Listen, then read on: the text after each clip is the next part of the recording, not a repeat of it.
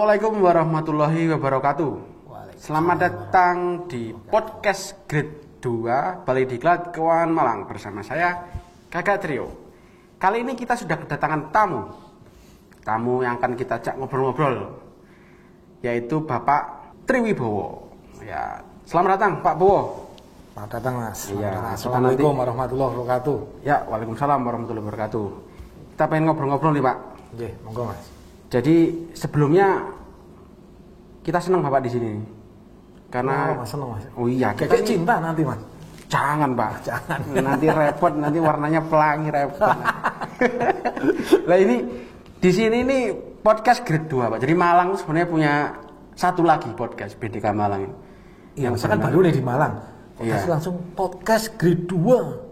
Ya, berarti Grade 1. Saya ini berarti udah langsung naik grade atau gimana itu Mas? Turun sebenarnya. Turun Mas. Waduh. Iya. Ini gimana jadi grade 1 grade 2 itu gimana? Jadi di BDK Malang tuh punya podcast Grade 1-nya tuh namanya Cangkruk. Oh, Cangkruk ya. Saya diundang kapan-kapan Mas Cangkruk Mas. Ya boleh, nanti sama Mbak Retno kalau Sama Cangkruk. ada honornya enggak Mas? Diusahakan. Mungkin sekedar aqua mungkin. Gratifikasi nanti dimari Pak Fatur itu. Oh iya, nggak boleh ya Pak.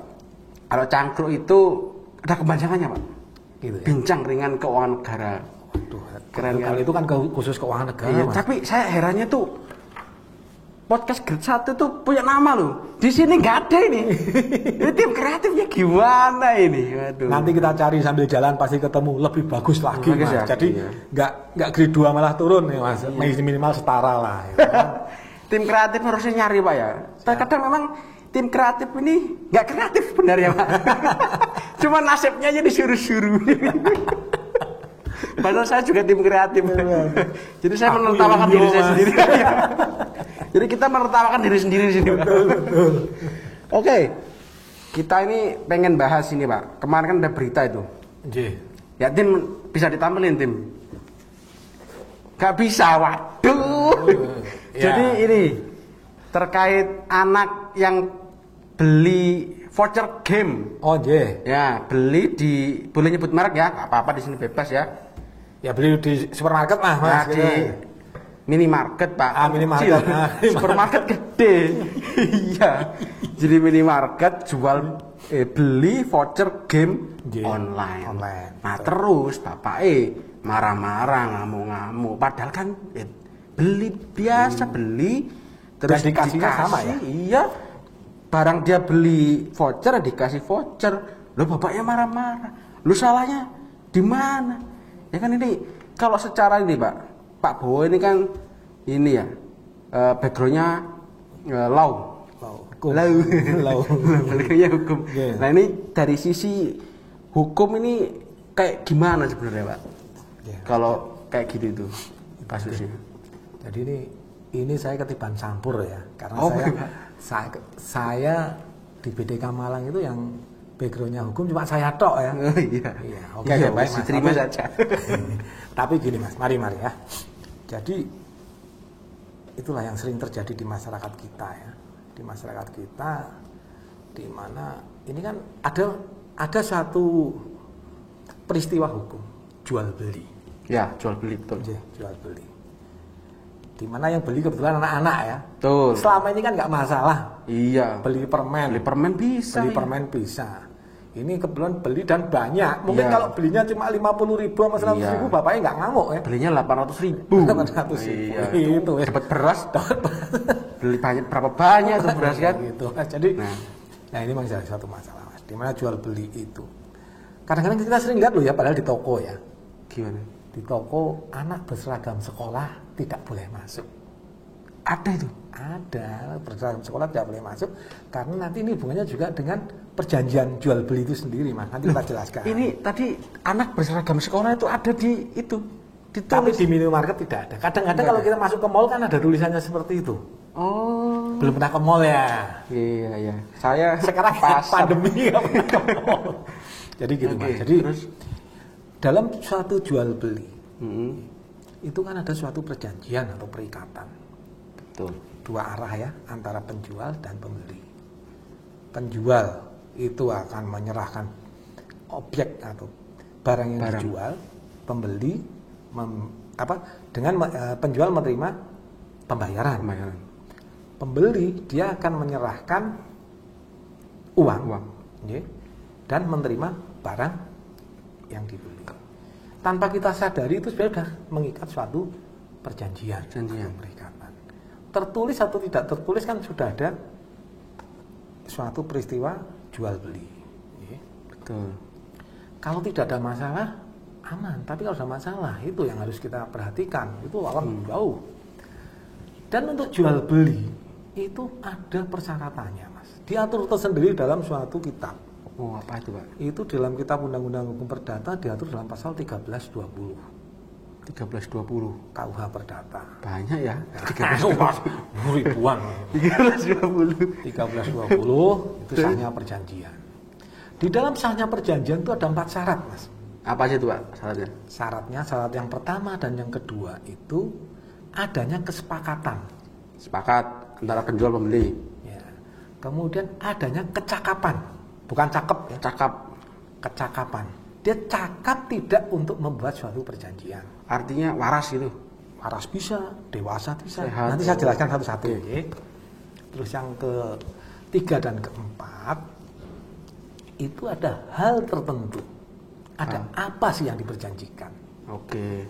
Terus? Dan ada kausa yang halal. Yang? Kausa yang halal. Yang menyebabkan perjanjian itu dan itu dengan suatu niat atau etikat baik, tidak untuk melawan tidak melanggar peraturan. Nah, itu syarat keempat. Syaratnya ini ada 4 tadi loh. Betul. Sepakat. Kalau kita singkat sepakat, cakap, hal tertentu sama kausa yang halal. Dalam suatu perjanjian yang tadi sering ada pelanggaran-pelanggaran. Betul. Seandainya pelanggarannya itu ke syarat yang pertama dan kedua, kesepakatan dan kecakapan, itu perjanjian atau perikatan itu hanya bisa atau hanya dapat dibatalkan. Ya. Dapat dibatalkan. Ya, jadi kalau nggak dibatalkan ya jalan terus. Nggak apa-apa ya? Nggak apa-apa.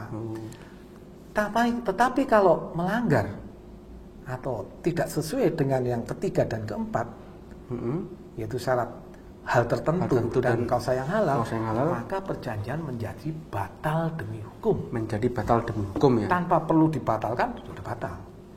Contohnya tadi, ya, perjanjian antara si anak dengan kasir minimarket, sepakatnya ada nggak? Ada. Sepakat. Harganya segini, oke. Ya. Barangnya ini oke. Ada ya, tidak melanggar. Kecakapannya. Nah, anak ini kategori cakap atau tidak ya? Kategori cakap, secara hukum dia belum cakap karena masih anak-anak. Dalam melakukan suatu peristiwa hukum, perbuatan hukum, dia harus diwakilkan oleh orang tuanya. Sehingga perjanjian ini kalau melanggar di kecakapan, orang tua atau walinya atau pengampunya boleh membatalkan. Iya. Oke. Tapi kalau kasus yang tadi boleh dibatalkan, berarti boleh, ya? uangnya kembali, barangnya kuotanya dikembalikan. Tapi kuotanya kira-kira udah dipakai belum sama anaknya? Nah, misalnya sudah dipakai, ya nggak bisa dibalikin, barangnya nggak full kan? Nggak bisa ya. Tapi kalau dia baru keluar dikembalikan, itu masih bisa, masih utuh karena dapat dibatalkan. Terus itu syarat pertama dan kedua. Kalau syarat ketiga dan keempat, misalnya yang jual beli dewasa, sepakatnya ada. Tapi yang diperjualbelikan pistol, ya nggak boleh. Nggak boleh. Nah tadi kalau yang keempat nih, ya. Contohnya kausa yang halal. Jual beli rumah. Oke. Ya. Antara saya sama Mas Trio. Dewasa. Cakap. Sepakat. Objeknya rumah. Boleh beli rumah kan? Boleh. Cuma rumah itu tak jadikan rumah judi. Melanggar. Batal demi hukum ya. Kalau jual beli mungkin tidak begitu kelihatan ya. Sewa menyewa. Saya sewa kos-kosan. Ya.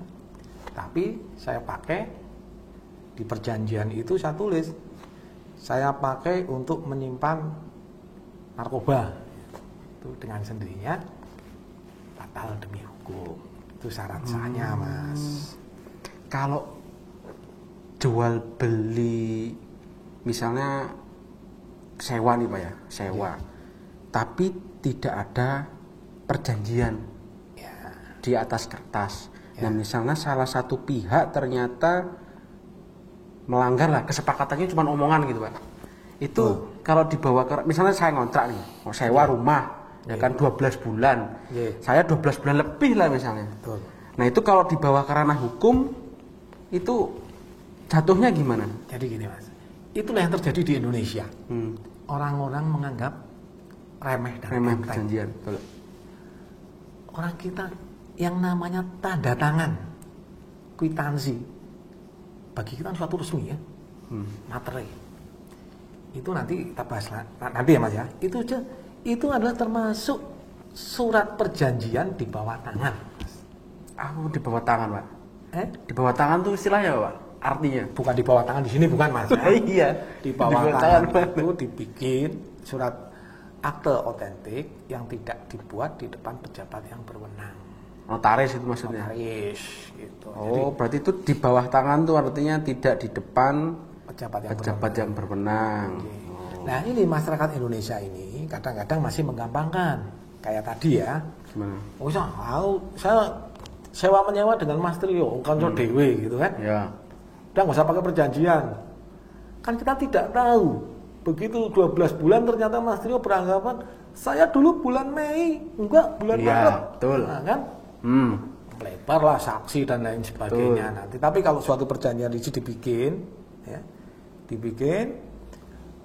yang pihak satu, pihak kedua siapa, terus pasal-pasalnya dengan rigid, terus ada saksinya, itu kan akan menguatkan, Mas. Kalau misal dibawa ke ranah hukum itu masuknya perdata mungkin. Kalau seperti itu, Mas, misalnya marah nih ya, jadinya udah tak laporin ke polisi gitu misalnya. Kalau untuk sewa menyewa, jual beli, itu bisa kita bawa ke ranah perdata, bisa dibawa ke ranah pidana. Bisa pidana juga. Karena kalau yang kita bicarakan adalah misalnya ini ya tadi ya, yang kita bicarakan itu masalah rupiahnya, maka lari ke perdata. Perdata. Tapi saya udah jengkel nih, pengen saya penjarakan Mas Eno, saya bawa ke pidana. Gitu. Kalau terkait tindakan mungkin ya, itu bisa ke. Iya, melapornya mau cara apa bisa. Bahkan ada yang pidana perdata, perdatanya pidananya. Kadang gini Pak, di luar itu kan gini ya, banyak nih ya yang kasus-kasus di kita ini, orang ngomong apalah di medsos, jelek-jelekin apa, terus ujung-ujungnya bikin pernyataan tanda tangan materai gitu kan. Ya. Ngelawan pemopo, jelek-jelekin orang, ujung-ujungnya nanti tanda tangan itu. Fungsinya itu apa? Itu ada fungsinya itu tanda tangan materai atau tanda tangan aja. Terus dibuang habis itu. Gimana Pak? Mas? Di depan pejabat yang berwenang. Ya. Di sini kan dia tanda tangan perjanjian. Betul. Saya tidak mengulangi lagi.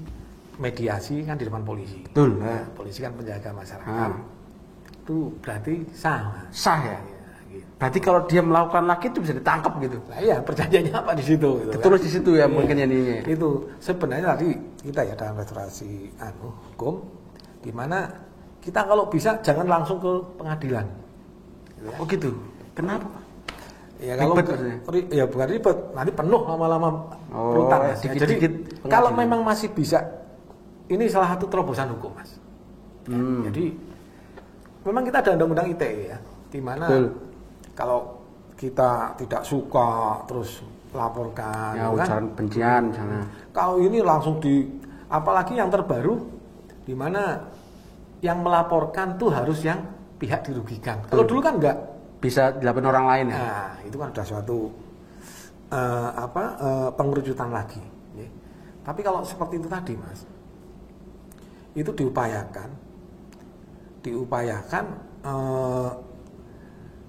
kalau bisa damai, kenapa tidak?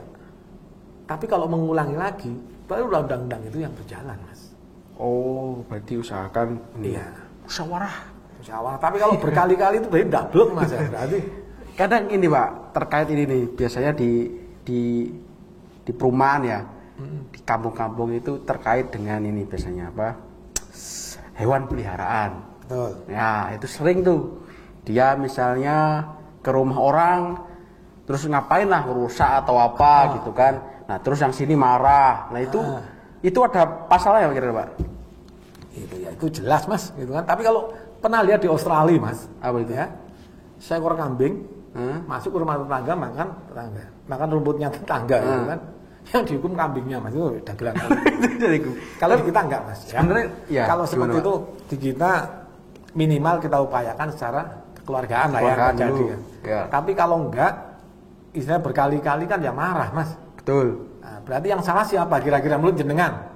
Lah yang punya hewan peliharaan. Hewan peliharaan kan, di mana hewan peliharaan kan harus di kandang. Betul. Di perumahan kok piara kambing. Di komplek jenengan, perumas atau apa? Pantas enggak itu piara kambing? Ya sering itu ini kan ya ayam. Ayam, kan? Ayam tiba-tiba di teras saja itu kan. Nggak usah makan Mas. Dia ninggalin sesuatu aja kita jengkel lah. Iya, memang itu yang sering jadi masalah kan. Dia buang kotoran di situ ya kan. Rata-rata kadang orang-orang kan gini, udah nunggu tahun baru aja ntar hilang gitu. Itu salah lagi tuh Mas. Hilang ya. Rata-rata gitu, Pak. Di masyarakatnya. Nah, terus ada satu kasus lagi nih yang rame juga di kemarin baru ya di Malang juga nih. Ya, Malang. Terkait bu guru itu. Ya, terkait dengan utang pinjaman online karena utang ini juga ya siapa sih ya kan semua orang mungkin pernah punya utang ya. Negara juga punya utang kan ya. Apalagi PNS ya. PNS itu SK-nya bisa kemana-mana. Berani hutang dan sabar bayarnya. Iya betul.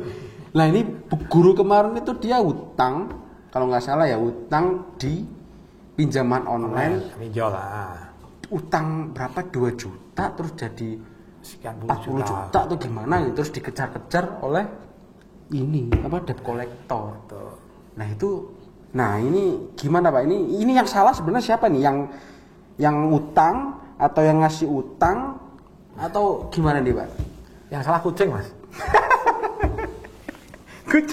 kucing tetangga. Tetangga yang salah. Gini Mas. Ini kembali lagi ke perjanjian tadi ya. Iya, betul. Kita bicara. Jadi gini, kalau orang hutang itu orang kepepet nggak sih Mas? Iya kepepet. Kepepet kan sudah pusing, pinjam ke sana nggak boleh, apalagi yang sistem gali lubang tutup lubang ya.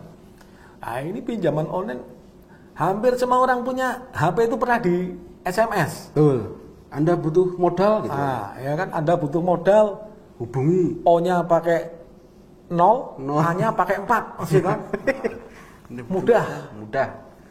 Tapi begitu seperti itu, mereka kan cuma lihat mudahnya tok, tidak melihat isi perjanjian.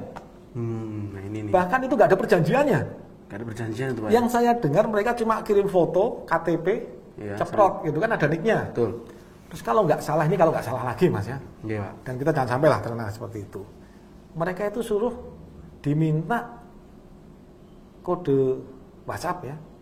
Kode WhatsApp nomor maksudnya. Ya kan kita sering ada kode WhatsApp itu terus diserahkan ke mereka. Nah, inilah senjata dari para pemberi pinjaman online ini untuk meneror seandainya si peminjam ini tidak bisa membayarkan. Gitu. Nah, kalau kita tilik lagi, makanya kita harus bijak Mas.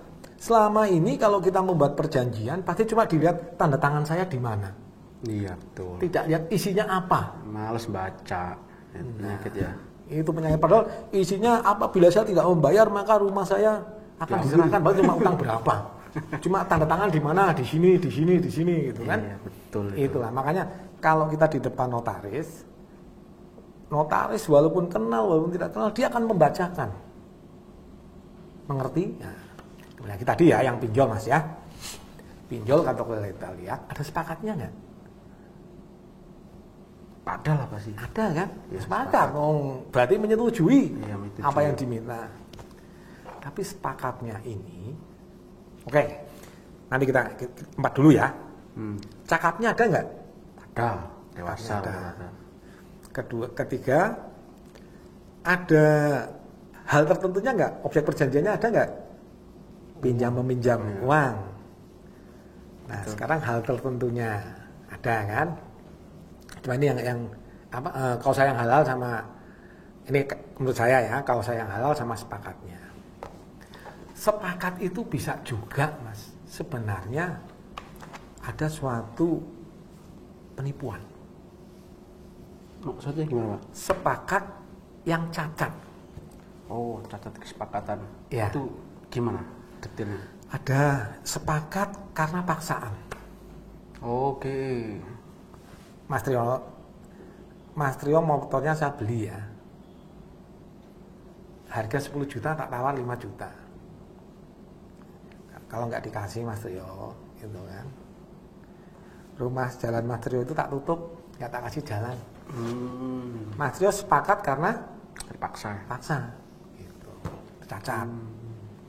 Kemudian cacat karena penipuan. Oke, penipuannya. Penipuan misalnya ada perjanjian nih. Perjanjian saya mau mendatangkan artis ke BDK Malang Ya. ya, untuk acara dangdut bersama misalnya. Ya. Ya. Yang saya undang misalnya ya, yang saya undang misalnya Yuni Shara. Misalnya yang suruh nyanyi dangdut. Kan contoh bebas kok, Mas. Orang dangdut itu Yuni Shara, Pak. Lihat contoh bebas. Oh, ya, contoh. Oke. Oke. Nah, kan? Tetapi Mas Trio sebagai manajernya yang dikasih Yuni Shara yang beda. Yang ada di saya sepakatnya Yuni Shara penyanyi. Yuni Shara penyanyi dari Bumi Ayu lah atau mana itu kan sepakat yang Tipu berarti ya. Penipuan. Nah, sepakatnya ini pun ini loh silakan ya. Anda kirim KTP, kirim foto, kirim kode WhatsApp, saya transfer. Iya. Nah, ini saya kalau nggak salah lagi, di mana di situ pun 24 jam, 1 hari itu bukan 24 jam. 1 hari 12 jam itu dianggap 1 hari. Oh, Jadi kalau ada kelambatan itu semakin 1 harinya 12 jam ya. Itu nggak hidup di bumi itu, Mas. Tapi ya itu tadi karena udah sepakat tanda tangan, sepakat menyetujui. Iya. Akhirnya Ya, karena karena paksa. Gitu, tapi kan. kayak gitu itu si yang punya si lembaga peminjamnya itu bisa dikenakan pasal juga, Pak? Bisa, Mas. Itu kan berarti bank lembaga Penipuan keuangan ya? yang tidak legal. Nggak legal ya? Kan ada di BI, saya nggak hafal berapa persen ya. Maksimal bunga bank kan ada. Ini kan bukan lagi lintah darat nih, Mas. Iya. Tapi lintah darat laut dan udara. Iya ya. Gitu. Jadi Harus hati-hati. hati-hati, makanya saya sarankan teman-teman itu hati-hatilah dalam membuat suatu perjanjian dan menyetujui. Jangan waton. Oke. Iya, ini yang namanya kita minta pertolongan lalu malah dibentong-bentong ini. Kadang banyak masyarakat yang memang pendidikan berpengaruh, Pak ya. Ada dulu tuh saya pernah di daerah mana ya? Banten lah mungkin dulu itu. Ada kayak kampung. Di situ ada seseorang yang istilahnya punya modal. Ya. Kemudian warga di situ itu istilahnya butuh uang. Ya. Kemudian dia pinjam ke situ. Dan menjaminkan tanahnya. Iya. Akhirnya mungkin nggak bisa kebayar ya, jadinya diambil tanahnya. Jadi hampir satu kampung itu punya satu tanahnya. Dan yang tinggal di situ tuh jadinya nyewa. Kan kasihan sekali masyarakat kita. Jadi dia punya tanah di situ, ya kan. Kemudian dia pinjam mungkin nggak seberapa karena nggak tahu. Akhirnya tanahnya hilang dan dia nyewa di tempat itu. Dan itu kan ya miris yang lihatnya. Nah, harusnya kan ada ini, Pak, apa ya istilahnya ya, yang nggak ngerti yang benerinnya itu gimana. Harusnya kan ya pemerintah hadir lah minimal ya kan ya. Itulah, Mas, makanya Kan kasihan masyarakat kita kalau kayak gitu. semoga semakin ke depan dengan edukasi hukum masyarakat juga semakin melek ya. Berdasarkan pengalaman apalagi media ini sangat membantu kita, masyarakat tahu ya. Contohnya kayak tadi ya, Mas Rio, kita bisa lihat ada anak kecil yang membeli ini, masyarakat harusnya belajar gitu kan. Ada pinjaman online, ternyata ini bukan mencekik leher lagi kali ya. Udah sampai memotong ini. Ini harus belajar.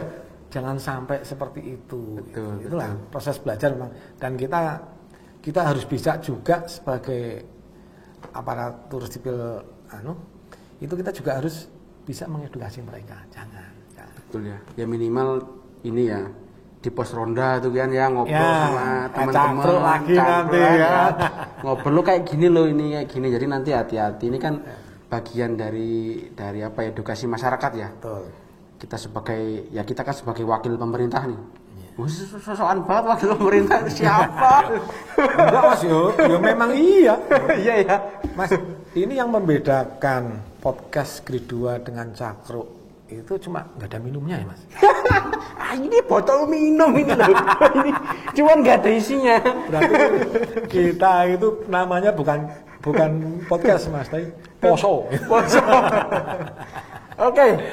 Oke, terima kasih Pak Bowo atas sharingnya, atas ilmunya. Ini semoga berkah. Semoga bermanfaat bagi semuanya Mas. Kita semua.